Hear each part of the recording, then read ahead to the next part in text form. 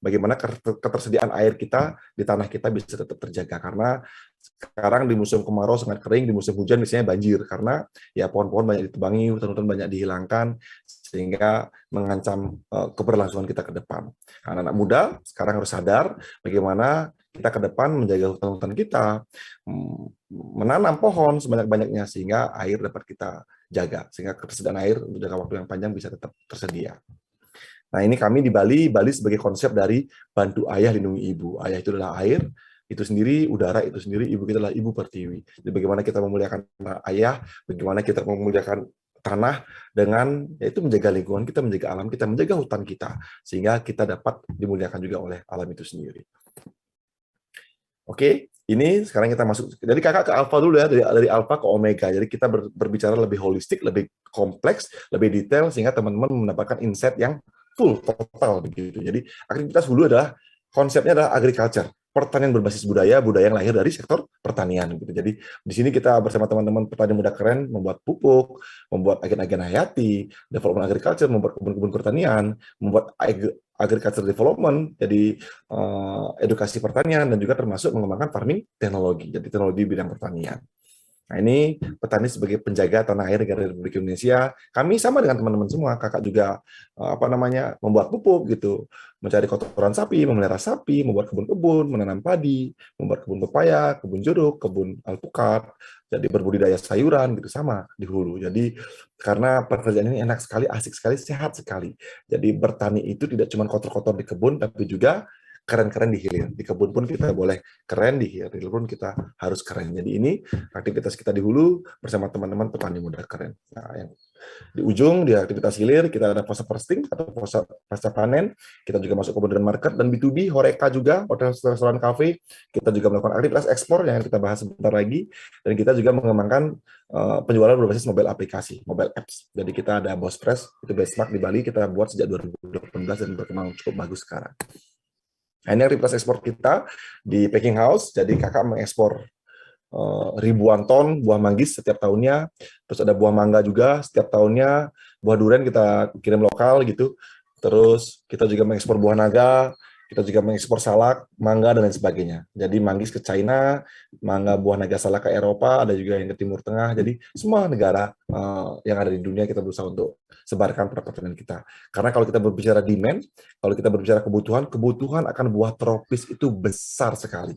Dahsyat teman-teman, dahsyat.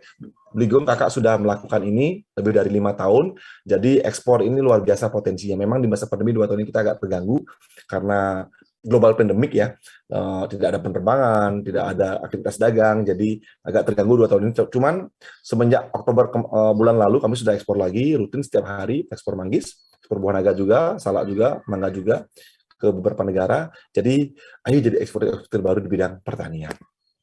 Nah, ini potensinya teman-teman muda, teman-teman Polbank Tanyoma agar tahu potensi pertanian itu setiap tahun 555 triliun. Dahsyat sekali ini uangnya. Kalau dibeliin cendol ini tenggelam itu Jogja Magelang. Jadi luar biasa potensinya. Jadi ayo lihat sektor ini ekspornya ya. Jadi lihat belum lokalnya, belum B2B-nya, belum retailnya, ini baru ekspor. Jadi potensinya besar sekali. Jadi aneh kalau anak-anak muda kita tidak melirik sektor pertanian sebagai sektor strategik. Sektor pertanian sebagai sektor untuk mendapatkan penghasilan karena besar sekali potensinya. Kakak udah mengalami, sudah menjalani gitu. Jadi ayo kita masuk sektor pertanian lebih awal sehingga bisa menikmati prosesnya, bisa melewati tantangannya di awal sehingga di umur 30, umur 35 kalian sudah menjadi pemuda sukses di bidang pertanian gitu. Jadi ayo masuk sekarang juga. Pertanian palawija bagus, jadi perkebunan juga bagus, buah-buah tropis juga bagus, empon-empon juga bagus, semua punya potensi masing-masing, semua punya pasarnya masing-masing dan pasarnya besar. Komoditasnya potensinya puluhan ton bahkan ribuan ton. Jadi besar gitu. Jadi ayo segera masuk ke sektor hilir di bidang ekspor ini. Nah, ini bisnis model kita di Petani Muda Keren. Di hulu kita, di sini kita membuat pupuk, membuat bibit, development agriculture, termasuk juga pengembangan teknologi di bidang pertanian. Terus di tengah, kami bersama teman-teman petani muda keren membuat koperasi petani muda keren. Nah, ini buat teman-teman petani Yoma juga bisa bergabung di angkatannya gitu buat koperasi teman-teman. Karena koperasi buatnya murah dan mudah gitu. Jadi koperasi Polbank Yoma angkatan berapa gitu, boleh. Atau Polbank Yoma buat koperasi sendiri atau Polbank Jogja, silahkan. Jadi ini bagus dari oleh untuk kita di Petani Muda Keren. Di sini kita ada farming performance, quality control, manajemen stok, farming organization, sampai kolaborasi dengan desa dan BUMDes. Jadi kita besar bersama. Di hilir, kita pemasaran, ada pasar posting, ada pasar panen, kita juga mengembangkan agriculture development, termasuk juga penjualan retail B2B sampai ekspor, sampai pengembangan mobile aplikasi. Nah, ini framework kita, jadi dari petani, kita ke desa, kolaborasi sama desa-desa yang ada di Bali, terus dari desa ke koperasi, terus dipasarkan pada end user, market, gitu, baik retail, B2B, sampai ekspor. Nah, ini konsep holistik kita adalah small scale integrated smart farming, jadi bagaimana kita pertanian skala kecil terintegrasi dengan smart farming system. Jadi kalau mau bertani yang menguntungkan, kalau mau bertani yang asik, kalau mau bertani yang profitable, ya harus pakai smart farming, harus masuk ke precision farming, harus pakai smart farming, karena efisiensi teman-teman bisa hemat sampai 70%, efisiensi cost, biaya, dan juga produktivitas. Nah, ini kita bersama teman-teman kolaborasi dari segala hal, karena kami di Bali itu petani kecil, teman-teman. Jadi petani dengan lahan-lahan minimal, lahan 10 are, lahan 20 are, tapi jangan kecil hati. Oleh sebab itulah kita perlu bersatu menjadi petani, harus berkolaborasi, harus bersatu. Sehingga yang namanya quality bisa kita buat, kontinuitas bisa kita jaminkan, serta yang ketiga kuantitas bisa kita kerjakan karena kita bersama-sama, karena kita bersatu. Inilah konsep kita, small scale integrated smart farming system. Pertanian skala kecil di desa yang terintegrasi. Jadi jangan malu jadi anak desa, jangan malu tinggal di desa, itulah yang keren sekarang. Di desa kita bisa produktif gitu, mengembangkan pertanian, bertani, berkebun, atau apapun. Tapi ingat, teman-teman harus berkolaborasi, harus membuat komunitas, sehingga menjadi besar. Kalau sendirian, pasti bingung, pasti kesepian, dan pasti menyedihkan. Gitu. Jadi, menjadi petani keren itu harus menjadi petani yang bisa berkolaborasi, menjadi petani yang bisa berkomuniti, gitu, bisa menjadi petani yang bisa bersatu membuat mata rantai pertanian. Outputnya kami di Bali adalah bagaimana kita membuat tourism supporting agriculture. Jadi, tourism sebagai bonus dari pertanian. Jadi, tourism mensupport pertanian, bukan yang terjadi sekarang. Banyak pertanian digunakan sebagai atraksi pariwisata. Tamu datang baru menanam padi, tamu datang baru membajak sawah. Jadi pertanian dipakai atraksi. Akhirnya apa? Tidak ada wisatawan, akhirnya hancur semua. Nah, ini sudah kita benahi di Petani Muda Keren. Bagaimana fokus kita berproduksi, fokus kita berkebun, membuat kebun vanila, membuat kebun stroberi, membuat kebun jeruk gitu. Fokusnya berproduksi. Nanti bonusnya pertanian. Orang datang untuk petik jeruk, orang datang untuk ngawinkan vanili, orang datang untuk panen vanili. Gitu. Jadi tapi fokus kita ya bertani, fokus kita berkebun. Jadi tourism as a bonus saja. Rumah-rumah kita bisa kita sewakan sebagai homestay, dapur-dapur kita bisa kita jual sebagai restoran. Jadi itu yang kita sedang garap juga di Petani Muda Keren. Nah, kami juga di PMK sudah membuat banyak sekali P4S, Pusat Pelatihan Pertanian Pedesaan Swadaya. Total kita punya 22 P4S, teman-teman. P4S di bidang pembuatan pupuk organik, P4S di bidang budidaya stroberi, di bidang budidaya vanila, di bidang smart farming, di bidang padi, di bidang mekanisasi, di bidang pemasaran, semua ada dari hulunya hulu sampai hilirnya hilir. Kami di PMK membuat P4S yang dipimpin oleh champion masing-masing di bidangnya masing-masing. Contoh di stroberi ada Brian Serial, di pupuk kita ada Brigadier Suparman, di smart farming kita ada Blindenga Sumerte, terus di sayur mayur kita ada Brigadier Suwardito. Jadi semua kita bersatu antar champion. Jadi dipimpin oleh championnya masing-masing yang expert di bidangnya masing-masing. Gitu. Jadi kita aktif dan selama 2021 ini kita banyak sekali pelatihan-pelatihan yang dilakukan di P4S PMK, bahkan di level kementerian, banyak dari Kementerian Pertanian, teman-teman Kementan, banyak juga dari Sulawesi Selatan, dari Kalimantan Timur, dari Papua juga datang. Jadi teman-teman pemerintah yang pun bisa berkolaborasi dengan kita di P4S PMK, kapan-kapan datang, sekalian study tour gitu, ke Bali, liburan, belajar bertani. Gitu, dari hulunya hulu, di bidang hulu sampai hilir. Hilir itu kita ada pemasaran, ada internet marketing, ada packaging, macam-macam, lengkap, sampai ekspor. Jadi teman-teman bisa belajar bersama kami di Petani Muda Keren, P4S Petani Muda Keren. Nah, ini P4S kami, teman-teman bisa lihat, ada banyak sekali. Ada P4S Manggis, P4S Vanili, P4S Pupuk, P4S Karyasari Sedana, ini Farming Mechanization, di Wiwana Agrowisata Stroberi, Kertelangu Desa Wisata, Boleh Organik Subak, agriculture marketing dan digitalisasi. Jadi macam-macam. Teman-teman kapan-kapan bisa datang, bisa berkunjung untuk belajar di P4S Petani Muda Keren langsung bersama championnya.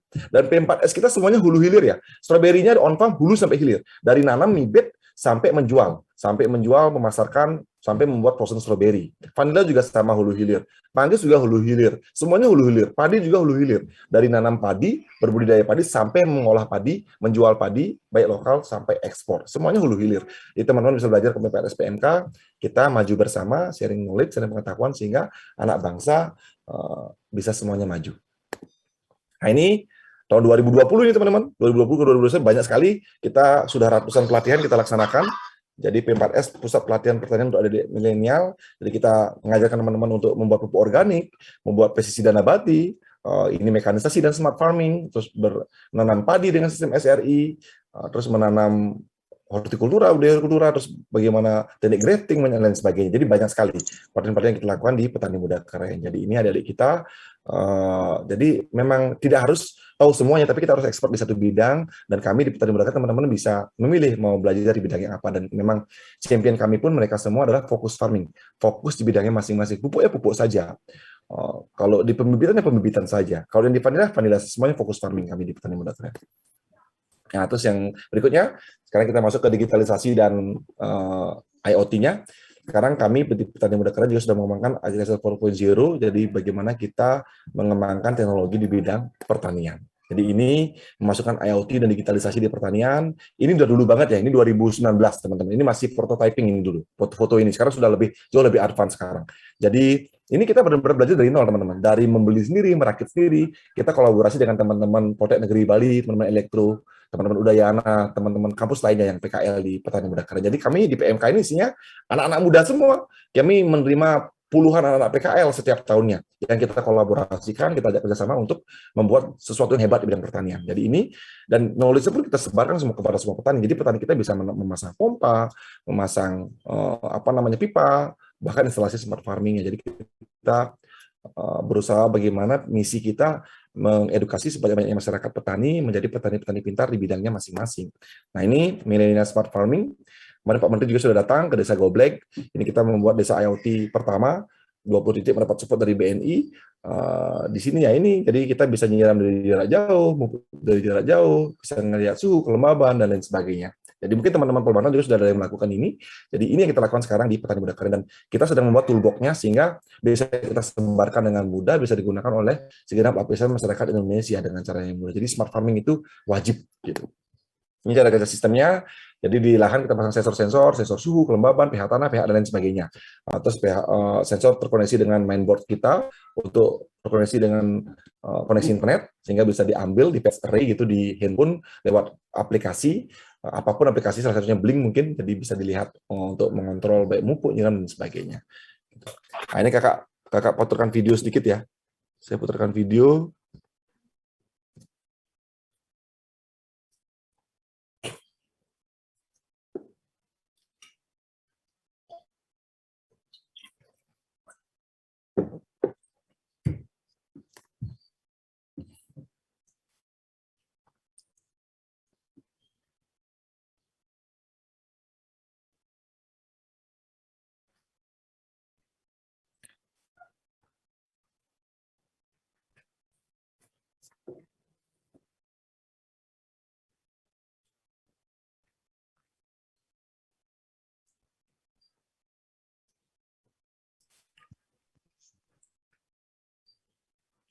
Jadi ini kita menyiram, memupuk, menyemprot agen hayati, jadi lebih mudah gitu. Jadi tidak lagi harus menyiram kebun ke kebun gitu, bisa dilakukan dengan mudah.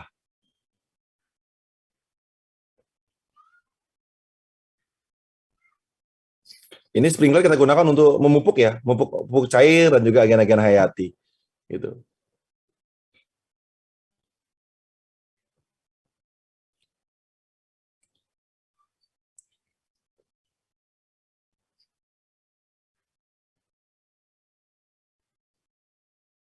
Ini drip untuk penyiramannya, jadi precision farming ya. Jadi satu tanaman tepat mendapatkan air 200 mili per hari gitu. Jangan dengan 15 menit cukup, sudah semuanya rata dapat air 200 mililiter. Jadi benar-benar precision farming.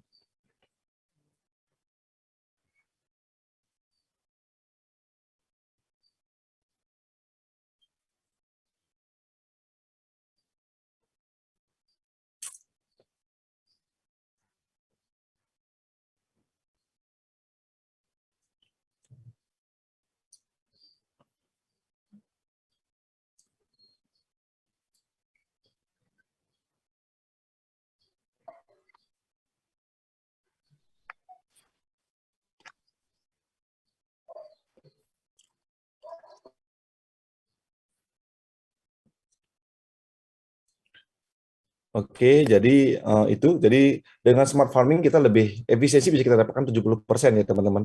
Jadi yang harusnya yang sebelumnya petani butuh waktu 6 jam untuk menyiram, dengan smart farming cukup dengan setengah jam saja. Yang awalnya petani butuh tenaga kerja 2-3 orang menyiram, sekarang cukup sendiri saja. Yang awalnya butuh puluhan kubik air untuk nyiram sehari, sekarang cukup hemat sekali karena dengan precision farming. Jadi precision farming fundamental yang pertama adalah low cost farming. Kenapa petani kita banyak yang miskin? Kenapa banyak orang Indonesia yang mau jadi petani? Karena petani itu mahal, teman-teman. Teman-teman bertani menghasilkan uang 10 juta, untuk cuma sejuta, karena 9 juta jadi cost air, cost tenaga kerja, dan lain sebagainya. Tapi dengan smart farming, cost itu bisa ditekan sampai 70%. Yang kedua, high efficiency. Jadi teman-teman tidak lagi ya membuang air, membuang uang, membuang waktu. Karena dengan smart farming, yang awalnya mustahil satu orang mengerjakan lahan 1 hektar, dengan smart farming sekarang jadi visible, 1 hektar lahan yang dikelola oleh satu orang saja, karena penyiraman, pemupukan sudah bisa dilakukan dari handphone dengan kapan saja di mana saja. Yang ketiga tentu saja profitable dan sustainability. Jadi untuk mendapatkan untung lebih banyak, untuk mendapatkan sustainabilitas di bidang pertanian harus masuk smart farming. Saya sering bilang kemana-mana, kalau menjadi petani muda, bertaninya masih konvensional, mending nggak usah jadi petani. Karena pasti melelahkan, pasti membosankan, dan loss-nya, cost-nya tinggi gitu. Jadi wajib pakai smart farming. Wajib masuk ke mekanisasi minimal, syukur-syukur bisa masuk ke IoT-nya. Jadi, dan kami di Petani Muda Keren siap mengedukasi teman-teman semua Perubahan Nyoma untuk belajar, tidak cuma teorinya, tapi praktik langsung di lapangan. Kami ada pelatihannya. Gitu. Bisa datang ke Bali atau kami, kapan Pak Hermawan diundang ke Polbangtan gitu untuk edukasi, siap. Jadi, biar anak-anak kita semakin, saya undang nanti, Mas. Siap, biar semakin banyak yang bisa karena ilmunya sederhana sekali, dan saya rasa teman-teman pun pasti semua sudah bisa karena di YouTube banyak, tapi kami memang bedanya di PMK, kita semua kerjakan benar-benar dari nol. Kita buat boardnya, kita buat ini dan sebagainya, jadi benar-benar asik, jadi murah dan efisien sekali. Terus masuk digitalisasi sekarang. Kami juga di PMK mengembangkan digitalisasi pertanian. Jadi kita mengembangkan 3 aplikasi besar. Yang pertama Farmer Apps, aplikasi yang digunakan oleh petani. Yang kedua adalah Boss Fresh, ini aplikasi penjualan. Yang ketiga adalah Nabung Tani, ini fintech peer-to-peer lending, crowdfunding dari masyarakat Bali kepada petani Bali. Oke, yang pertama Farmer Apps. Teman-teman bisa download ya di Play Store, Farmer Apps atau Petani Muda Keren gitu. Bisa silakan download. Jadi di sini catatan usaha tani kita pindahkan ke dalam handphone gitu. Itu mudahnya. Jadi kapan petani mulai tanam, dia input data, petani input data kapan tanam, berapa luas lahan dan berapa jumlah tanaman. Akan ada output nanti. Algoritma akan bekerja. Jadi akan tahu nanti petaninya kapan akan panen, berapa estimasi hasil panen, termasuk berapa estimasi penjualan, termasuk juga notifikasi untuk kapan pupuk, nyiram dan lain sebagainya. Jadi dengan Farmer Apps ini bertani jadi lebih menyenangkan, jadi lebih mudah karena semuanya ada notifikasi dan ada temannya lah gitu, ada SPK-nya, sistem support sistemnya di handphone kita. Outputnya apa? Outputnya ini teman-teman big data. Jadi kami di koperasi, di komunitas tahu kapan punya apa berapa gitu. Jadi bulan Desember punya kentang berapa ton gitu, bulan Januari punya wortel berapa ton, kita bisa mapping. Jadi penting sekali. Oleh sebab itu tadi kakak bilang wajib berkomunitas, wajib berkolaborasi, wajib bersama-sama, jangan sendirian. Gitu. Jadi bertani itu pun wajib bersatu, harus bersatu. Gitu. Umat mata rantai. Nah ini kumpul kita sekarang aktif cuma 2 gitu di Bali karena COVID. Sebelumnya kita asik banget, seru banget karena hotel restoran di Bali banyak banget, kita suplai juga ke hotel restoran, ke pasar becek juga, ke retail juga online gitu. Tapi di masa pandemi agak terganggu karena ya begitulah, tetap semangat tapi. Jadi gunakan pandemi sebagai alasan untuk kita semakin semangat, semakin hebat, semakin kuat gitu. Jangan menunggu badai berlalu dan tetap menari dalam badai. Gitu. Jadi ini untuk kita. Yang kedua adalah Boss Fresh. Ini adalah aplikasi pemasaran penjualan produk pertanian Bali kepada masyarakat Bali. Kepada masyarakat ini kita baru ada di Bali ya, kita belum buka di luar Bali. Jadi dari petani Bali kepada masyarakat Bali ini just in time. Jadi kita di order sekarang, kita kirim sekarang juga. Supply chain kita sudah cukup baik. Yang membedakan Boss Fresh dengan yang lain adalah konsumen bisa tahu produknya ditanam oleh siapa dan ditanam di mana, sehingga ada engagement antara petani dan konsumen gitu. Jadi kita juga ada farm trip setiap bulannya, jadi konsumen bisa datang ke kebun-kebun petani kita sehingga bisa melihat prosesnya, nature farmingnya, pertanian organiknya dan lain sebagainya.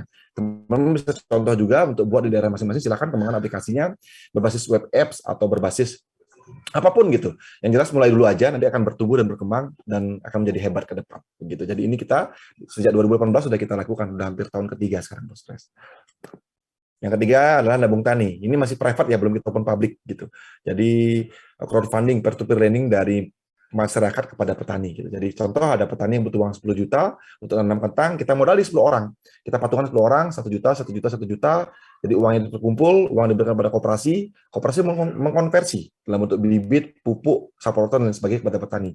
Sehingga nanti saat panen diambil koperasi untuk dipasarkan, uang dikembalikan. Jadi itu mekanismenya di tabung tani dari masyarakat kepada petani, jadi crowdfunding kita. Kita belum open public, tapi sudah kita coba secara private hampir 2 tahun ini. Oke, COVID-19 tetap optimis, petani muda, petani maju, petani bersatu. Jadi wajib bersatu ya, wajib maju dan bersatu. Jadi ini adalah konsep holistiknya, people, planet, prosperity. Jadi bagaimana yang pertama itu, yang harus teman-teman lakukan adalah empowering people. Jadi jangan pernah berpikir uang di depan. Jangan pernah berpikir profit di depan. Jadi di depan itu adalah people. Bagaimana kita menolong sesama, bagaimana kita mengempower teman-teman kita, bagaimana kita berbagi, bagaimana kita bisa bermanfaat untuk orang lain. Yang kedua adalah planet. Bagaimana kita memuliakan alam kita, memuliakan planet kita, bertani yang organik, menanam pohon, menjaga hutan, menjaga air itu, dan menjaga planet kita. Yang terakhir tentu saja kemakmuran. Baik yang kita lakukan, baik juga yang akan kita terima. Jadi saat kita memuliakan alam, alam akan memuliakan kita gitu. Jadi untung itu pasti. Kakak dan teman-teman di Bali sudah membuktikan tidak ada hal-hal baik yang melahirkan hal-hal buruk. Gitu. Pasti hal baik akan dibalas dengan hal baik oleh Tuhan Yang Maha Esa. Oke, nah ini CSA, Community Supported Agriculture. Jadi kita juga mengembangkan CSA bersama teman-teman komunitas vegan, komunitas vegetarian, komunitas ASN, komunitas perbankan untuk memasarkan produk-produk pertanian kita di PMK.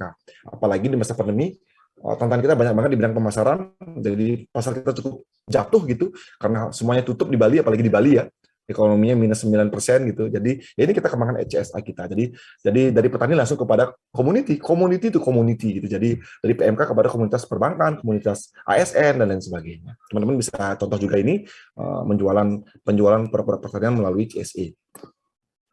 Nah, kita juga memakai inovasi pada pertanian di desa-desa, ada dried fruit, ada kopi, ada VCO, ada garam, ada madu, dan lain sebagainya. Jadi yang baik yang kita lakukan di bidang pertanian adalah bagaimana kita tidak hanya memasarkan raw material, tapi kita juga mengembangkan pasca panen kita di bidang pertanian.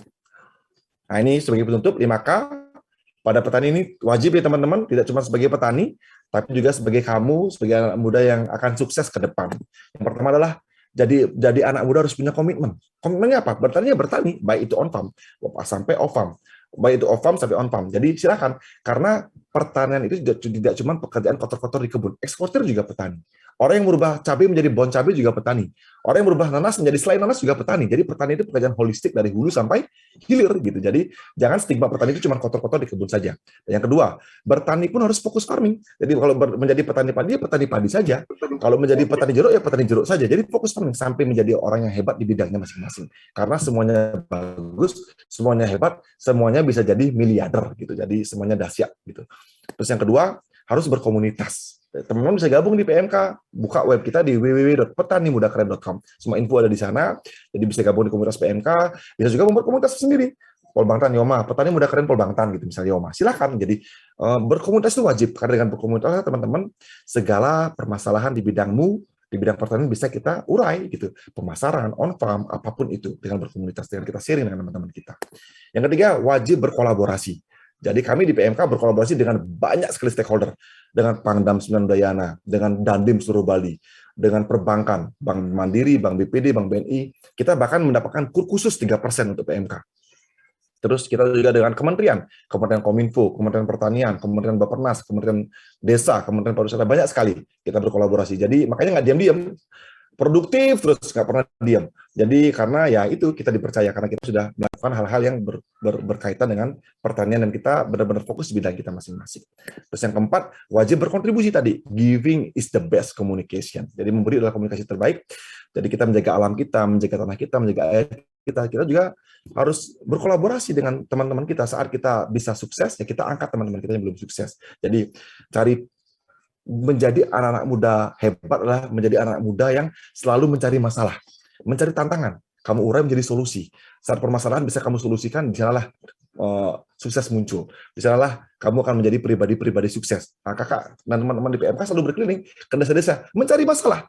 Apa masalah yang ada di sini, ayo kita selesaikan. Tapi di bidang pertanian ya, baik itu pasca panennya, baik itu di hulunya, budidaya, dan lain sebagainya. Jadi wajib berkontribusi. Nah yang terakhir ini wajib keren.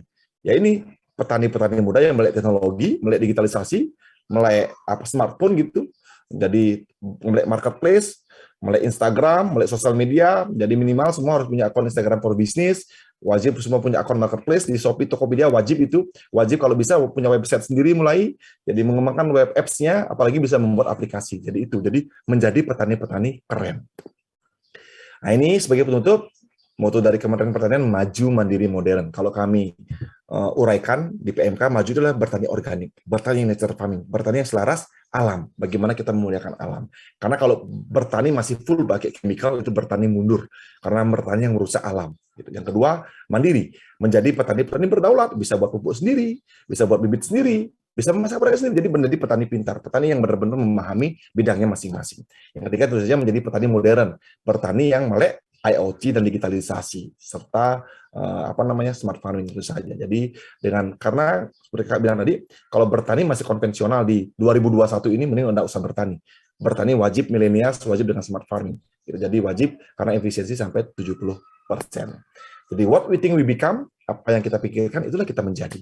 Berpikir yang baik, berkata yang baik sehingga kita bisa menjadi pribadi-pribadi baik yang positif dan hebat. Salam sukses, kaya luar biasa, salam petani muda keren. Terima kasih teman-teman. Wassalamualaikum warahmatullahi wabarakatuh. Om Santi Santi Om, salam sejahtera, salam sehat untuk kita semua. Ini Instagram Kakak ya, Agung Gadatama. Bisa juga follow Instagramnya petani muda keren di @petani-muda-keren_. Jadi silakan. Terima kasih teman-teman. Bisa kontak Kakak di Instagram. Terima kasih. Oke, mantap sekali. Memang beda ya teman-teman mahasiswa ya. Kalau yang bicara masih muda beda, masih energik ya. Oke. Jadi masih ada waktu, Mas Agung Weda, mungkin bisa kita ini ya buka diskusi ya. Silakan. Ya, silakan. Ada yang raise hand itu Mas Hasrul. Silakan Mas Hasrul. Mungkin 3 penanya langsung menyampaikan biar nanti langsung dijawab oleh Bli Agung Weda. Yang pertama Mas Ahnaf, nanti nyambung Mbak Chania, Mas Insan, kemudian Mas siapa lagi nih? Banyak banget ya jadinya ya. Banyak silakan. Yang tanya. Oke, silakan Mas Insan dulu, nanti nyambung Mas Muhammad siapa nih? Nomor 17. Kemudian Mbak Maulidia. Oke, lanjut. Silakan Mas Hasrul. Ya. Baik, Assalamualaikum warahmatullahi wabarakatuh. Mas, Waalaikumsalam Mas Nasrul. Baik, pertama luar biasa atas informasi yang disampaikan dan ilmu-ilmunya luar biasa sekali. Pertama saya perkenalkan dulu, saya berasal dari Kalimantan paling pinggir Indonesia yang berbatasan langsung dengan Malaysia. Sabah ya? Kalimantan. Ya, Sabah. Kalimantan Utara. Ya, benar. Jadi sebelum saya mengajukan beberapa pertanyaan dan untuk diskusi, menjelaskan dulu bahwa keadaan kami di sini sebenarnya adalah kondisi yang paling utama untuk penyebaran atau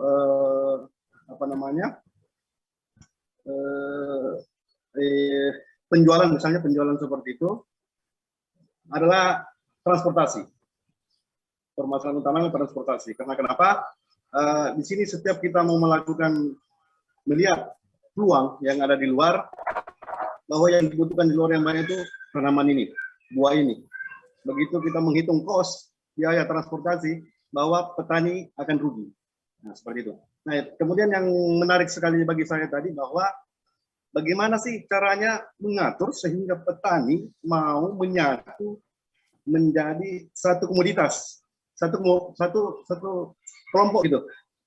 Nah, karena di sini saya pernah mencoba, untuk menjalankan itu, ternyata kendala saya tidak adanya suatu perusahaan yang mau membeli barang hasil produksi petani yang jumlah banyak, misalnya seperti itu. Misalnya gini, saya sudah buat satu kelompok, semua menanam sayuran buah, tomat misalnya. Setelah panen, kita tidak tahu mau jual kemana. Kita mau jual keluar daerah karena peluang pasarnya ada di luar daerah. Kita menghitung kos, biaya segala macam, ternyata itu tidak mampu petani untuk membiayai itu. Nah, gitu. Itu pertama pertanyaannya, bagaimana sih mengatur itu sehingga petani berkelompok itu mudah sekali. Menurut yang saya cermati tadi, enak sekali gitu lah lihatnya. Kemudian teknologi nanti mungkin ini sangat penting buat petani-petani yang ada di sini. sangat penting. Mudah-mudahan nanti lain waktu bisa berkoordinasi lagi terkait dengan bagaimana sih teknologi yang digunakan sekarang ini.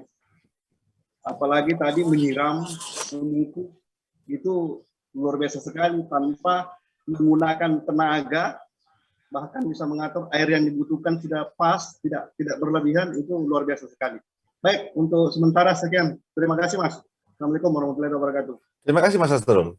Terima kasih. Waalaikumsalam. Mas Asrul. Untuk selanjutnya Mas Ahnaf, silakan. Assalamualaikum warahmatullahi wabarakatuh.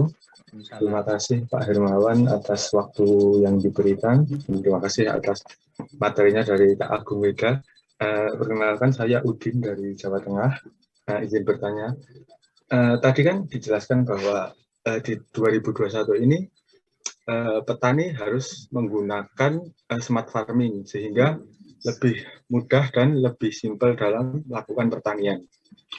Berarti secara tidak langsung semakin canggih teknologi, semakin cepat proses produksi dan semakin sedikit biaya yang digunakan. Dan itu secara tidak langsung berarti berbanding lurus dengan semakin sedikit sumber daya manusia yang dibutuhkan dalam proses pertanian. Sedangkan menurut data BPS, angkatan kerja di Indonesia itu hampir 30%, itu merupakan angka tertinggi dalam penyerapan tenaga kerja di Indonesia. Berarti semakin canggih teknologis, maka secara tidak langsung berarti tingkat pengangguran akan semakin tinggi. Jadi bagaimana mengatasi tingkat pengangguran yang semakin tinggi dengan adanya teknologi itu. Terima kasih, Kak. Oke, bagus Din pertanyaanmu, Din. Wah, ini emang cerdas ya. Wah, lateral sekali pola berpikirnya. Siap. Iya. Silakan Mbak Chania. Izin bertanya. Terima kasih sebelumnya atas kesempatan yang telah diberikan. Saya setuju dengan penyampaian pendapat dari Pak Hasrul dengan Udin tadi, bahwa penerapan smart farming ini sangat diperlukan pada tahun sekarang. Namun bagi kami, khususnya mahasiswa ini, untuk menerapkan sistem smart farming masing-masing, itu sangat masih terkendala baik dari ilmu maupun dari modalnya sendiri. Nah, lalu bagaimana cara kami untuk memulai hal tersebut? Nah, kemudian misalnya kami mempunyai usaha di bidang buah-buahan, apakah bisa begitu kan untuk melakukan ekspor yang berkolaborasi dengan Mas? Terima kasih. Tambah lagi bisa, Bli? Bisa, silakan Pak. Biar waktunya cukup ya, karena banyak. Dua lagi ya, mungkin Mas Ihsan sama Mbak Maulidia. Mas Insan, silakan. Baik, terima kasih Pak Hermawan atas waktu yang diberikan. Sebelumnya saya mohon izin Pak untuk off cam karena sinyal di saya apabila on cam itu suaranya terputus-putus Pak. Baik, langsung saja sebelumnya terima kasih juga kepada Bli Agung Weda atas materi yang disampaikan. Nah, tadi teman-teman yang lain, Pak Hasrul dan kawan-kawan lain pada bertanya terkait masalah pemasaran atau modal dan lain-lainnya. Kalau saya lebih ke teknisnya, Mas Bli. Ini teknis tadi kan disampaikan bahwa di video tadi ada ditampilkan teknologi untuk penyiraman, pemupukan, dan lain-lain tanpa dilakukan oleh banyak orang. Itu satu orang aja tadi Mas Bli katakan. Nah, di sini yang saya heran, yang saya lihat, itu nanti untuk pengolahan lahannya, di sana kan tadi ditampilkan tuh di video tuh banyak tuh pipa-pipa dan lain-lain di dalam tanah dan lain-lain di atas permukaan tanah. Itu untuk pengolahan lahannya itu seperti apa ya Bli? Seperti itu. Terima kasih. Terima kasih Mas Insan. Yang terakhir Mbak Maulidia. Baik, terima kasih atas waktu yang telah diberikan kepada saya. Sebelumnya, perkenalkan nama saya Maulidia Hilda Prameswari dari mahasiswa PPB kelas B semester 1. Begini Kak, tadi saya tertarik dengan materi Kakak yang menyampaikan tentang pembentukan koperasi bagi alumni Polbangtan. Nah, lantas apa cara membentuk koperasi tersebut? Apakah sulit dalam pembentukan koperasi tersebut? Jika sudah terbentuk koperasi tersebut, cara agar menarik minat anggota agar bergabung dengan koperasi tersebut itu bagaimana? Terima kasih. Oke, silahkan Bli. Langsung dijawab. Sudah 5 soalnya nanti Beli Agung kebanyakan pertanyaan. Iya, terima kasih teman-teman, Silakan, luar silakan. biasa. Smart people semua ini ya. Oh, pinter-pinter, dahsyat. Yang pertama dari Mas Astrul, Kalimantan Utara. Jadi, bagaimana membuat petani itu mau bersatu. Jadi, jangan melihat segala sesuatu langsung besar ya. Jadi, mulai dari kecil-kecil dulu. Kami pun petani muda keren, kita mulai sejak 2014, Mas. Jadi, sudah cukup lama. Jadi, kalem tapi pasti, pelan-pelan. Jadi, saat kita mau menangkap kupu-kupu, saat kita ingin menangkap capung gitu, jangan kejar kupu-kupunya. Jadi, buat kebun bunga. Jadi itu yang kita lakukan di petani muda. Buat kebun bunga, kupu-kupu datang, lebah datang, capung pun datang. Gitu. Jadi yang kami lakukan petani muda keren di awal adalah kita membuktikan dulu apa di bidang kita masing-masing. Gitu. Jadi kalau di bidang hortikultura kita menanam, bertani organik itu ternyata efisien. Bertani organik itu ternyata profitable. Bertani organik itu ternyata menguntungkan dengan cost-nya rendah tapi produktivitasnya tinggi. Jadi kita lakukan dulu. Nanti teman-teman lain ikut terus mau bergabung, bersatu akhirnya membentuk jumlah komunitas. Jadi buat Mas Arsul yang harus dilakukan pertama itu adalah yaitu membuktikan, melakukan saja sendiri dulu. Jadi cintai, lakukan apa yang Anda cintai, cintai apa yang Anda lakukan. Terus bagaimana dong caranya biar mendapatkan pasar? Ya memang sistemnya adalah project, Mas, jangan produk. Banyak petani kita menanam dulu baru mencari pasar.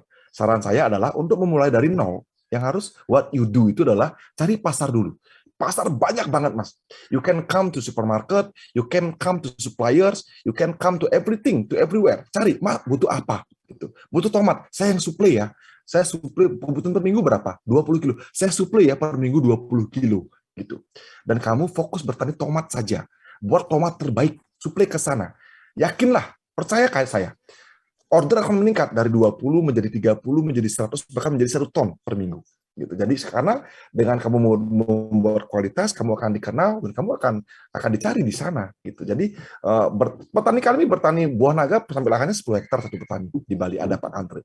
Petani kami yang bertani vanila sekarang banyak sekali kebun vanilanya.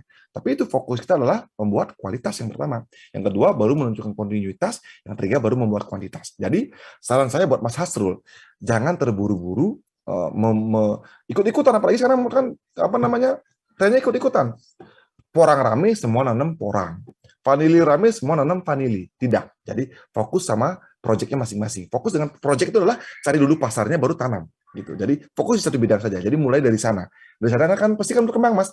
Jadi dari butuh tomat jadi butuh cabai merah besar, butuh selada, butuh brokoli, dan lain sebagainya. Di sana Mas Nasrul akan menjadi besar. Dan saat menjadi besar itu, mulai membesar itu, baru mulai membuat community. Jadi mengajak orang untuk, ayo nanam brokoli yuk, kami bisa pasarkan hasilnya. Ayo nanam tomat yuk, kami bisa pasarkan hasilnya. Bersama-sama. Saat vibrasi itu muncul, saat persatuan itu muncul, di sana nanti rezeki akan datang yang lain, energi akan bersatu. Nah terus, kalau tadi ternyata tantangannya ada transportasi, ya Mas Nasrul bisa melihat itu sebagai peluang bisnis. Jadi kalau emang di sana permasalahan di daerah Anda adalah transportasi, kenapa tidak melihat itu sebagai sebuah bisnis? Gitu.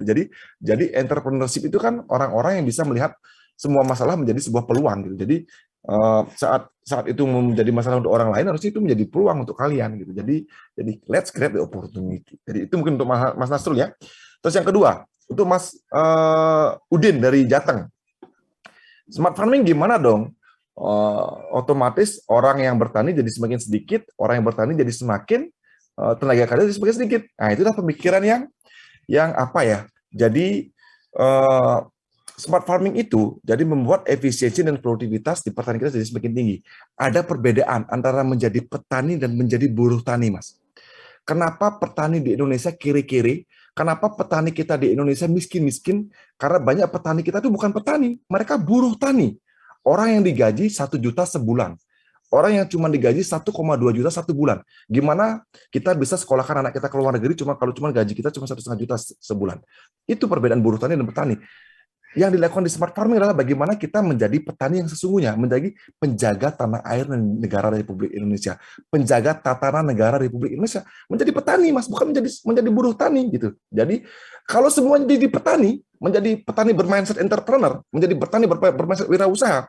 Satu, aku mau nanam cabai 10 are, 1.000 meter persegi dengan jumlah cabai 1.600 tanaman gitu.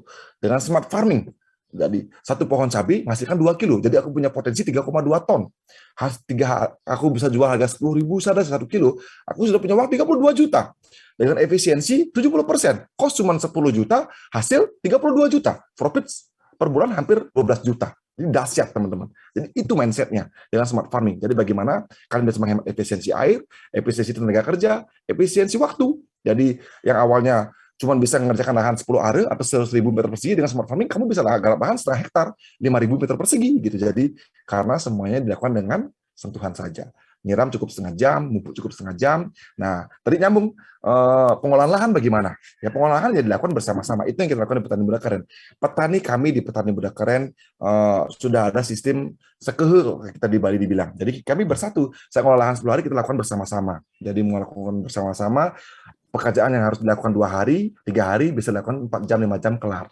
Tapi untuk memulai teman-teman nggak apa-apa. 10 hari dilakukan sendiri butuh waktu 3-4 hari untuk pengolahan. Saya rasa it's okay lah gitu. Jadi untuk instalasinya bagaimana? Gampang. Makanya ikut pelatihan di P4S Petani Muda Keren, atau enggak minta ke Pak Hermawan undang PMK untuk melakukan pelatihan smart farming di Polbangtan Yoma gitu. Jadi sehingga teman-teman makin terbuka. Jadi tidak cuma sebatas di awang-awang, sebatas di pengen, sebatas di heran gitu. Jadi jangan. Kita anak muda harus menjadi anak muda pelaku, anak-anak muda kreatif, anak-anak muda inovatif. Jadi bisa mengembangkan, bahkan bisa membuat sistem yang lebih bagus, sistem yang lebih baik, sehingga untuk kesejahteraan kalian sendiri di sana. Terus lanjut tadi dari Mbak Chania, modal smart farming berapa? Nah, kakak kasih gambaran ya, gambaran. Jadi bagusnya sih nanti waktu praktik teman-teman bisa lihat. Ini sangat murah. Untuk lahan untuk lahan 10 are, 1.000 meter persegi dibutuhkan uang 25 juta rupiah. Untuk smart farming semuanya, dari tandon air, dari pompa, dari pipa HDPE, sprinkler, perangkat smart farming, panel surya, semuanya komplit 25 juta rupiah. 10 are lahan, teman-teman tanam cabai saja, itu bisa tanam cabai merah besar 16.000 pohon. Hasil bisa 2 kilo saja per pohon, teman-teman udah dapat 32 juta. Dijual 10 juta tadi, 10.000 saja harga terendah gitu, teman-teman udah dapat 32 juta. Jadi satu kali tanam cabai smart farming sudah break even, sudah ROI, sudah return of investment, sudah balik modal, teman-teman. Jadi itu yang kita proving di Petani Muda Keren. Jadi smart farming itu murah sekali. Investasinya 15 sampai 20 tahun. Pak install sekarang itu bisa bertahan 10 sampai 15 tahun, bahkan sampai 20 tahun. Jadi very high efficiency. Jadi sangat potensi, dan makanya saya sering bilang ke teman-teman, wajib pakai smart farming. Kalau bertani masih konvensional, bertani masih kotor-kotor, masih panas-panas, masih nyiram manual gitu, mending pikir lagi cara bertaninya. Harus upgrading ke smart farming, mekanisasi dan IoT. Terus untuk kolaborasi ekspor bagaimana? Ya boleh, jadi hubungin kakak, bisa nanti japri di DM Instagram. Harapan saya sih jangan kolaborasi, you are the be the next eksportir. Jadi cari potensi apa yang ada di daerah kalian, ya itu jadi eksportir. Jadi eksportir itu mudah. Teman-teman cuma butuh 2, butuh KTP dan NPWP, itu saja. Nah, terus ya buat perusahaan, bisa dalam bentuk UD, bisa dalam bentuk CV, bisa juga dalam bentuk PT. Bagaimana cara membuat company? Cari di Google, gampang. Atau datang ke dinas perizinan kabupaten masing-masing gitu. Buat PT sekarang sehari jadi. Buat apapun sekarang sehari jadi, teman-teman. Karena semua sudah online, di bawah Pak Jokowi semuanya dahsyat, semuanya gampang. Setelah kalian buat perusahaan, kalian tinggal daftarkan, terus udah cari NIB, punya NIB sudah bisa ekspor setelah itu. Tinggal pekerjaan berikutnya adalah mencari buyers. Bagaimana cara mencari buyers? Yang membuat website tentu saja. Jadi perkenalkan perusahaanmu. Kamu jual tomat misalnya, atau jual porang misalnya, jual jagung misalnya. Jadi buat web tentang jagung, dia akan dapat buyer nanti. Jadi tidak buru-buru harus ekspor ya. Jadi pasar lokal, nasional juga besar sekali potensinya. Jadi tapi baiknya mindsetnya harus ekspor. Jadi bermimpilah setinggi langit, karena saat kamu jatuh di negara bintang-bintang. Jadi ekspor, mimpinya adalah ekspor. Saat kamu jatuh gitu, paling nggak ya dapat ordernya ya nasional, minimum ya lokal lah gitu. Jadi harus besar. Jadi mimpinya harus besar, harus ekspor gitu.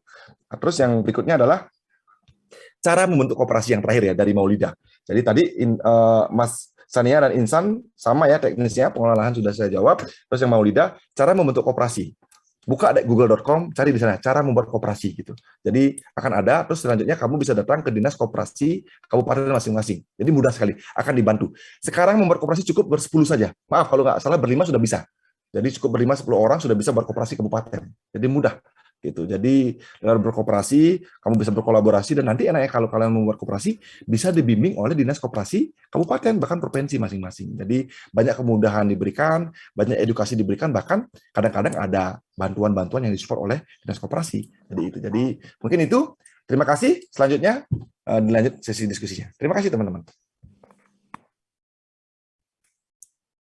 Baik, terima kasih Bli. Waduh, mantap sekali. Ini sebetulnya masih banyak yang bertanya. Waktu kita masih 17 menit. Kita ini karena kita jangan menyia-nyiakan waktunya beli Agung ini. Harus sampai 5.30. Oke, ini di chat ada pertanyaan. Kak izin bertanya, untuk programmer teknologi yang digunakan di lapangan, di program sendiri atau ada timnya? Itu dari Mas Maruf. Kemudian dari Koirul, Kak izin bertanya atas nama Koirul, awal mula merintisnya serta lika-liku kesulitannya bagaimana dari segi modal dan pendekatan ke petani, serta pengecekan kualitas untuk ekspor, apakah membutuhkan lahan atau bagaimana untuk mencari relasi. Ini untuk pemula. Kemudian dari Sandika,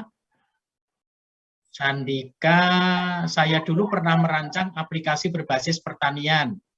Bagaimana cara agar aplikasi yang dirancang bisa dikembangkan menjadi aplikasi yang bisa dimanfaatkan petani dan masyarakat umum? Lalu seperti apa rintangan yang dihadapi dalam pengembangan aplikasi? Oke, kemudian dari Mas Koirul sudah ya tadi ya. Oh ini ada tambahan. Kemudian untuk ekspor vanili apa saja Pak yang perlu diperhatikan, soalnya beberapa daerah masih banyak vanilinya yang belum terjual. Kebetulan saya juga ada grup jual beli vanili. Kemudian dari Yana, untuk bisa mengekspor produk pertanian ke negara lain banyak tantangan dan tidak mudah. Lalu bagaimana awal mula kakak dan tim bisa mengekspor produk pertanian ke negara lain dan bagaimana membangun jejaring. Kemudian yang terakhir, untuk membentuk kooperasi, oh sudah tadi, oke. Itu mungkin beli tambahan dari teman-teman, silakan. Terima kasih. 15 menit. Siap. Jadi kalau saya sih untuk teman-teman tidak terbatas waktu ya. Jadi bisa lanjut diskusinya, bisa DM kakak di Instagram. Jadi bisa nanti kakak sharing WA saya juga. Jadi untuk sharing untuk teman-teman muda, kakak akan berikan yang terbaik untuk kalian semua. Jadi apa yang kakak lakukan, apa yang kakak tahu itu cuma itu yang akan saya sharing ya. Jadi saya cuma mengatakan apa yang sudah kami lakukan saja. Gitu. Jadi selebihnya kurang-kurangnya mungkin ya nanti teman-teman bisa menyempurnakan. Yang pertama Mas Maruf, teknologi bagaimana? Kalau yang smart farming itu dikembangkan oleh anak-anak PKL kita. Jadi di PMK itu kita banyak banget ada anak-anak PKL, anak elektro, anak IT, macam-macam. Jadi itu kita empowering, kita ajak kolaborasi, kita beri tantangan untuk membuat smart farming. Akhirnya sekarang secara incremental, secara bertahap, lahirnya smart farming kita. Terus yang digitalisasinya itu kakak bersama teman dari Gajah Mada, kakak lulusan Gajah Mada bersama teman berdua merancang untuk yang digitalisasinya. Jadi yang itu kita lakukan sendiri dan kita tidak pakai vendor, semuanya kita lakukan sendiri. Jadi kolaborasi pelan-pelan saja kita belajar untuk bisa. Jadi untuk kita bisa membuat yang terbaik untuk kita sendiri. Memang bertahap ya, pelan-pelan ya. Smart farming itu sudah dari 2019 teman-teman, jadi udah 2 tahun. Digitalisasi sejak 2017 akhir, udah hampir 4 tahun. Jadi memang everything need time, great thing take time gitu. Jadi memang harus sabar, harus pelan-pelan. Dan kalian di umur 20 inilah harusnya sekarang membuat sesuatu yang gila, yang aneh gitu. Jadi untuk apa? Untuk segera mencapai kegagalan. Semakin cepat kamu gagal, semakin cepat kamu gagal dan terus bangkit, disitulah sebenarnya prosesnya yang akan membuat kamu bertumbuh menjadi orang sukses. Karena kalau kamu making something langsung berhasil ya itu tanda tanya gitu. Buat naik, turun lagi, bangun lagi, naik, turun lagi. Begitu prosesnya. Jatuh, bangun, jatuh, bangun. Bukan masalah beberapa kali kamu jatuh, tapi bagaimana kamu bisa tetap bangkit. Bagaimana kalian tetap bisa bangun. Jadi semangat, jadi pasti bisa. Bukan masalah bisa apa tidak, tapi masalah mau atau tidak. Kalau mau, pasti bisa. Terus Mas Koirul, liku-likunya itu tadi deh. Jadi liku-likunya banyak banget. Sampai sekarang pun masih liku-liku. Contoh, kakak kemarin ekspor pertama sudah gagal. Itu rugi sekian ratus juta gitu. Jadi potensinya besar. Risiko juga besar gitu. Jadi memang karena kakak kan sudah ya kita main di level yang besar lah gitu. Jadi memang ada risiko di sana. Jadi everything ada risknya. Tapi risiko itu bisa dimitigasi, bisa dihindari gitu. Jangan kita satu hati-hati, pelan-pelan gitu. Jadi karena risiko tidak cuma datang dari kita, kadang-kadang dari faktor eksternal gitu. Tidak cuma dari kita.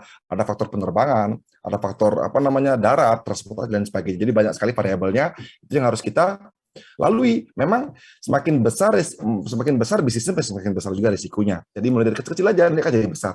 Yakinlah suatu hari akan jadi besar. Dan ingat teman-teman, saat kalian gagal, saat kalian ada masalah, bukan di sana saat kalian berhenti, tapi di sana saat kalian harusnya bersyukur. Ternyata ada pelajaran begini. Gunakan sebagai pengalaman, sebagai pelajaran, sehingga kalian bisa tumbuh dan maju. Gitu. Jadi semakin besar masalahmu, semakin besar kemuliaan yang ada di depanmu. Karena Tuhan akan memberikan kesulitan, akan memberikan tantangan hanya kepada mereka-mereka yang sanggup untuk melewatinya. Jadi yakinlah kalian menjadi pribadi yang sanggup untuk melewati tantangan itu. Jadi mulai saja. Terus yang berikutnya, ekspor vanila. Bagaimana ekspor vanila? Tentu saja yang pertama harus petik tua, Dek.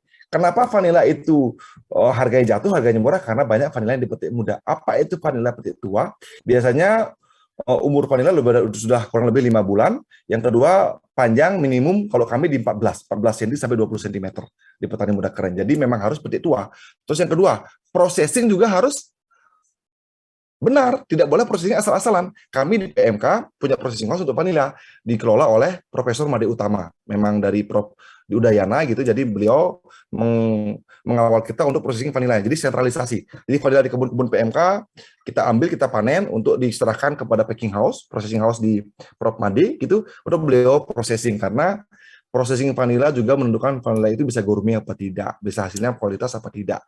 Dan vanila kita memang, kalau kami, kakak juga sebelumnya beberapa kali ekspor vanila ke Ceko, ke Rusia, memang sangat dibutuhkan, karena kualitas kita fokus sama kualitas. Everything you do, focus in quality. Jadi saat kamu punya kualitas, kamu akan dicari, walaupun kecil. Nggak usah mikir kerja tontonan. Ya udah, yang pertama ekspor 10 kilo dulu, ekspor 20 kilo dulu. Nanti dari sana kamu akan punya pengalaman, punya relasi, punya networking. Jadi tadi networking itu bagaimana cara menjalin networking? Dengan satu, kamu dipercaya. Bagaimana saya dipercaya? Buatlah kualitas gitu. Berikan yang terbaik. Giving is the best communication. Jangan berusaha untuk mencari keuntungan di awal, berikanlah yang terbaik di awal. Gitu. Yang namanya karma itu, hukum tabur tua itu terjadi. Baik yang kamu lakukan, baik yang kamu terima. Baik yang kamu berikan, baik yang kamu terima. Apapun itu, jual sayur, jual vanili, jual buah, apapun itu. When you do your best, you will get the best gitu. Jadi lakukan yang terbaik. Terus untuk ekspor bagaimana? Ya itu deh. Jadi memang untuk ekspor itu saat kita sudah mulai proses ekspor untuk yang produk-produk perishable ya, sayur, buah, dan pertanian, memang nanti akan ada dicek di karantina namanya. Akan ada dokumen namanya phytosanitary dokumen. Itu akan dicek oleh karantina, ada smut apa tidak, harus bebas smut, harus bebas OPT. OPT itu organisme pengganggu tumbuhan, bebas kutu, bebas dan sebagainya. Nanti akan dicek oleh karantina. Dan jadi di packing house kita ada proses pembersihan, proses sortasi, cleaning, dan sebagainya. Terus yang kedua, dokumen yang biasanya dibutuhkan ada dua yang untung. Yang pertama adalah COO, Certificate of Origin. Ini dibuat di Dinas Perdagangan Provinsi masing-masing. Jadi surat keterangan asal, SKA bahasa Indonesianya. Jadi produk itu ditanam di mana, ditanam oleh siapa, di daerah mana. Itu nanti dibuat di SKA. Yang kedua, yang tadi phytosanitary dokumen itu dibuat oleh Balai Karantina. Cuma itu dua saja sudah bisa ekspor. Jadi mudah. Jadi ekspor itu based on kebutuhan dari masing-masing negara. UK butuhnya beda dokumennya. Jadi Timur Tengah beda, China beda, tapi yang secara umum mereka cuma butuh dua itu, phytosanitary dan COO. Jadi Dinas Perdagangan dan Balai Karantina. Dan sekarang untuk teman-teman yang pengen ekspor gampang deh. Kalian itu Pak Hermawan, saran saya Pak, ajak adik-adik ini kunjungan ke Balai Karantina Pertanian. Bisa di Jogja, bisa di Magelang. Atau enggak undang teman-teman Balai Karantina, karena sekarang Pak Menteri ada program namanya Gratiex, gerakan 3 kali ekspor. Eksportir itu dapat karpet merah, dipermudah semuanya. Kalau belum punya izin, dibantu izinnya. Kalau misalnya belum punya packing house, dibantu packing house-nya, dicarikan relasi gitu. Jadi intinya teman-teman harus orientasinya, motivasinya ekspor, karena dari kementerian akan membantu teman-teman. Ya itu mungkin Pak Hermawan bisa mengundang teman-teman dari Balai Karantina, Pertanian Jogja Magelang, atau enggak kunjungan ke sana. Kunjungan teman-teman ke sana melihat. Karena simpel sekali. Kenapa kelihatan serem? Kenapa kelihatan sulit? Kenapa kelihatan berat? Karena kamu belum melihat, karena kamu belum melakukan. Makanya sebagai anak muda, sebagai entrepreneur harus segera melakukan, sehingga segala permasalahan, semua tantangan bisa kalian cepat lewati. Jadi leadership is an action, not a position. Jadi segeralah beraksi sehingga kalian cepat menjadi pribadi-pribadi yang sukses. Terima kasih teman-teman. Wassalamualaikum warahmatullahi wabarakatuh. Salam baik, terima kasih Li Agung Weda. Sebenarnya masih ada waktu, kami persilahkan mungkin 1 atau 2 penanya lagi. Atau dari dosen boleh, silahkan.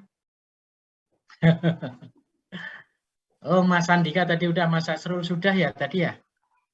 Yang lain silahkan. Belum terjawab, Bapak. Oh, belum terjawab. Ini siapa? Mas Asrul? Mas Andika, Pak. Oh, Mas Andika. Oke, silakan Mas Andika. Ya. Oke, silakan. Baik, Bapak. Terima kasih waktunya. Oke. Izin bertanya. Mengenai digitalisasi kan sebelumnya saya pernah merancang aplikasi yang berbasis pertanian. Oh Nah, itu ya. bagaimana cara agar aplikasi yang dirancang bisa dikembangkan dan dapat dimanfaatkan oleh petani dan masyarakat umum. Nah, pertanyaannya, bagaimana rintangan yang dihadapi untuk mengembangkan aplikasi itu, dan kalau boleh tahu seberapa besar modal yang dibutuhkan untuk mengembangkan aplikasi tersebut. Terima kasih. Jadi dalam mengembangkan aplikasi itu yang dibutuhkan adalah problem di lapangan, apa yang dibutuhkan, apa demand, apa requirement yang dibutuhkan oleh petani. Kalau emang aplikasi bidang pertanian, nah, terus kamu buat gitu. Jadi orientasi adalah untuk servicing, untuk melayani, untuk membantu gitu. Jadi bagaimana caranya untuk berkembang ya? Kamu harus concern di sana deh. Jadi fokusnya adalah aplikasi itu benar-benar bisa bermanfaat untuk petani, benar-benar bisa digunakan, bisa untuk membantu. Saat itu bisa membantu, pasti akan digunakan dan akan berkembang dengan sendirinya gitu. Jadi fokusnya adalah bagaimana mengembangkan aplikasi yang bisa memberikan solusi, bukannya aplikasi yang menurut kita bagus, tidak. Jadi bagaimana aplikasi itu benar-benar memberikan manfaat untuk pengguna, untuk aplikasi. Jadi bahasanya harus selalu dari sudut pandang pengguna, bukan dari sudut pandang kita. Kayaknya aplikasi ini bagus, oh tidak bisa begitu. Kamu membuat aplikasi harus sudut pandang dari pengguna. Contoh, membuat aplikasi bawang merah. Jadi di aplikasi itu bisa ditunjukkan berapa kira-kira hasil komoditas bawang, bagaimana hasil bawangnya, di sana ada live harga bawang setiap harinya, terus petani bisa melihat monitoring bawangnya dan sebagainya. Kalau aplikasi itu ternyata dibutuhkan oleh petani bawang pasti pakai gitu. Jadi kalau kakak sih caranya harus bisnya on requirement dari penggunanya, kebutuhan dari pengguna. Terus yang kedua, berapa modal yang dibutuhkan? Ya tergantung teman-teman, bisa tanpa modal, bisa dengan modal besar gitu. Kalau mulai dari kecil ya otomatis tanpa modal. Kalau kakak dulu bikin aplikasi tanpa modal, benar-benar dari kemampuan coding dan programming saja gitu. Jadi benar-benar buat sendiri, pelan-pelan kembangkan, terus tanya ke petani apa lagi kebutuhannya. Oh ini kita tambahkan fiturnya, apa lagi kebutuhannya, tambahkan fiturnya, akhirnya bisa berkembang gitu. Jadi bisnya harus melihat dari requirement pengguna. Terus yang kedua, kamu bisa dengan sistem ATM. Jadi apa yang sudah ada ya kamu tirunya sedikit, kembangkan sedikit gitu. Jadi kan sekarang memang sudah banyak sekali aplikasi-aplikasi yang beredar di internet gitu. Dan untuk aplikasi sendiri, kalau kamu emang ingin membuat aplikasi yang berorientasi uang menghasilkan, ya bagusnya memang aplikasi yang berfokus berjualan gitu. Kalau fokus seperti Farmer S, seperti kakak itu memang dia fokusnya untuk giving, untuk servicing gitu. Jadi memang kami tidak mendapatkan uang dari aplikasi itu sama sekali. Cuman kami mendapatkan big data. Kita dapat data pertanian, data petani dan sebagainya. Itu kita gunakan untuk bisnis gitu. Bisnis dalam artian connecting antara B2B, antara market dan lain sebagainya gitu. Jadi mungkin itu. Terima kasih. Baik, terima kasih Bli Agung Weda. Ini mohon maaf Bli Agung, sebetulnya ini sangat menarik ya. Maksudnya teman-teman masih ada yang raise hand dan sebagainya, di chat juga masih banyak yang bertanya, tetapi masalahnya ini sudah jam 5.30, kalau di sini sudah menjelang maghrib. Ya, mau azan ya. Jadi, betul. Iya, jadi mohon maaf kalau misalnya bisa kita akhiri sekarang ya teman-teman ya. Lain waktu pasti akan kita undang. Kebetulan mulai tahun depan kan mahasiswa sudah masuk ke kampus Bli. Jadi nanti pasti Bli Agung kita undang ya. Oke. Siap. Untuk menerapkan aplikasi yang sudah disampaikan tadi. Jadi nanti Bli akan menerapkan aplikasi yang sudah disampaikan kepada adik-adik semua. Baik, Bapak Ibu yang saya hormati, Bapak Ibu dosen, ini ada beberapa dosen juga Bli, kemudian para mahasiswa. Terima kasih sekali Bli Agung Weda sudah memberikan banyak sekali ilmu kepada rekan-rekan mahasiswa. Buktinya apa? Buktinya teman-teman mahasiswa banyak yang bertanya, banyak yang penasaran, apa sih pemuda keren dan sebagainya, dan itu mudah-mudahan menjadi image kita bersama. Baik, Bli Agung Weda yang saya hormati, terima kasih sekali kami atas nama lembaga, atas nama Polbangtan Yogyakarta Magelang. Mudah-mudahan sehat selalu, dan kami tunggu kedatangannya di Jogja. Oke. Terima kasih teman-teman. Matur nuwun. Selamat sore. I love you all. Terima kasih, Bli. Terima kasih. Izin saya tutup ya, Bli. Monggo Pak. Terima kasih.